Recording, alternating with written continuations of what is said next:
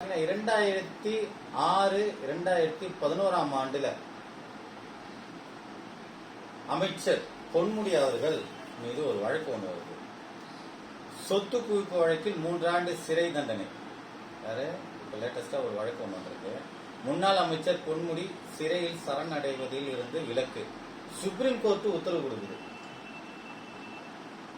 இப்ப எப்படின்னாக்கா, தமிழ்நாடு உயர்கல்வித்துறை அமைச்சராக இருந்த பொன்முடி அவர் கடந்த 2006-11 காலகட்டத்தில் அமைச்சராக இருந்தபோது வருமானத்துக்கு அதிகமாக 1,75,00,000 அளவுக்கு சொத்து சேர்த்ததாக அவர் மீது அவருடைய மனைவி விசாலாட்சி மீதும் லஞ்ச ஒழிப்புத்துறை போலீசார் வழக்கு பதிவு செய்தனர். இந்த வழக்கை விசாரித்த விழுப்புரம் சிறப்பு கோர்ட் பொன்முடி மற்றும் அவருடைய மனைவி விசாலாட்சியை விடுதலை செய்து தீர்ப்பளித்தது. 3 ஆண்டு சிறை தண்டனை. இந்த தீர்ப்பை எதிர்த்து லஞ்ச ஒழிப்புத்துறை சார்பில் சென்னை ஐகோர்ட்டில் மேல்முறையீடு செய்யப்பட்டது. வழக்கை விசாரித்த ஐகோர்ட் நீதிபதி பொன்முடி மற்றும் அவருடைய மனைவி விசாலாட்சி ஆகியோரை விடுதலை செய்து சிறப்பு நீதிமன்றம் பிறப்பித்த தீர்ப்பை ரத்து செய்தது. அவர்கள் இருவரையும் குற்றவாளிகள் என அறிவித்து கடந்த மாதம் 10ஆம் தேதி உத்தரவிட்டனர். எங்க விழுப்புரம் கோர்ட்டு ரத்து பண்ணிடுச்சு.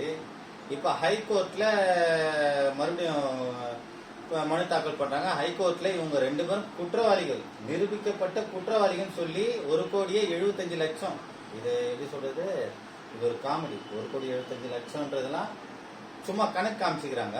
ஆனா இவங்க பல கோடிக்கு ஏமாத்திருப்பாங்க, ஊழல் பண்ணிருப்பாங்க. அன்னைக்கெல்லாம் இதே பிளாஷ் நியூஸ் ஆகுது. உடனே சுப்ரீம் கோர்ட்ல போய் ஒரு ஆர்டர் போடுறாங்க. அந்த ஆர்டர் என்னன்னா, நேற்று வந்துருக்குது. இவருக்கு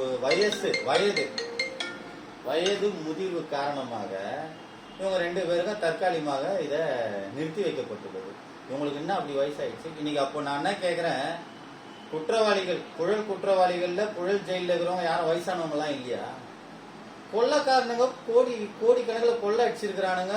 ஒரு கல்வித்துறையில வருங்கால சந்ததியே எப்படிங்க வாழும்? வருங்கால சந்ததி எப்படி வளரும்?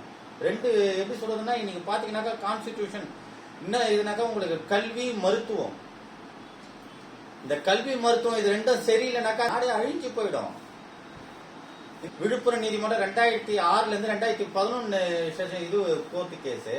அந்த கேஸ மேல்முறையீடு பண்ணி இன்னைக்கு நம்மளுடைய ஹைகோர்ட்ல வந்திருக்குது. அப்போ தண்டனை கொடுத்திருக்கு.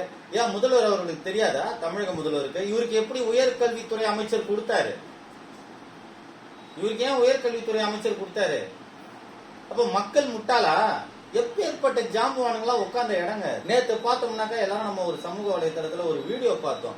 ஒரு அம்மா, வயசான அம்மா, அந்த அம்மா எவ்வளவு குறைஞ்சது ஒரு 7.5 கோடி அந்த அம்மாவுடைய சொத்தை அந்த ஊருடைய அரசு, மதுரையில அந்த ஊருடைய அரசு பள்ளிக்கு தானமா கொடுத்துருக்காங்க. அந்த அம்மாவை முதல்வர், எனக்கு தெரிஞ்சு தயவு செஞ்சு ஒண்ணு கேட்டுக்கிறேன், தமிழக முதல்வர் அவர்கள் அந்த பூரண அம்மாவை கூப்பிட்டு அந்த அம்மாவை கௌரவிங்க. யோசிச்சு போறாங்க.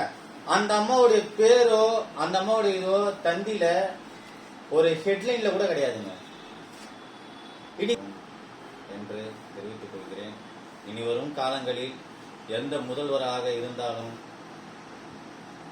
தயவு கூர்ந்து தமிழகத்தை நேசிப்பதாக இருக்கும் முதல்வராக இருந்தால் கல்வித்துறையும் சுகாதாரத்துறையும் மற்றும் இருக்கும் பல துறையாக இருந்தாலும் கல்வித்துறையும் சுகாதாரத்துறையும் நல்ல அமைச்சர்களை அமைக்க வேண்டும் என்று பகுஜன் குரல் சார்பாக கேட்டுக்கொள்கிறேன்.